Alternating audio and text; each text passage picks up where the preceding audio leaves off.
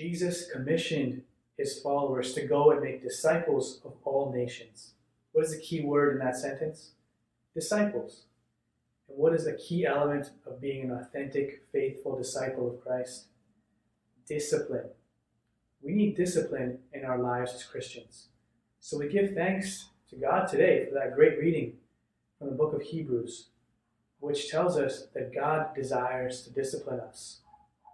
This means that when we go through the trials and sufferings and crosses and difficulties of this life, they are not coming from a God who is a harsh taskmaster who loves to inflict pain and torture upon us. Rather, God disciplines us like a loving Father who wants to help his children grow in holiness and virtue. One way to help us grow is to stretch us. This gives us strength. I often think of the story I heard of a caterpillar as it was coming out of its cocoon. There was a passerby seeing the struggle of the caterpillar, and desiring to help the caterpillar, he cut him out of his cocoon.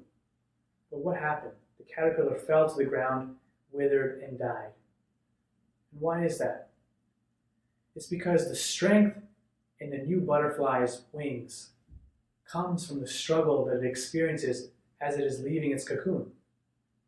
And so taking out that element of struggle destroys the caterpillar's life because its wings are not strong.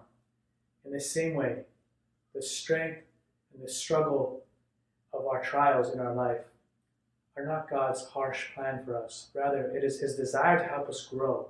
And the good news is that God is a loving Father who permits us to go through difficulties in life for our sake, for our good, but who is always there with us every step of the way, just as a good Father is.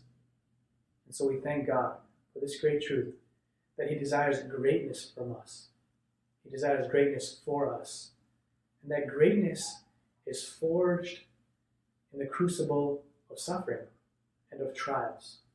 We ask God for the grace to give us the strength to endure these trials, and we thank him for his presence as we walk this journey of life, so that we may become faithful disciples of Christ through the road of discipline.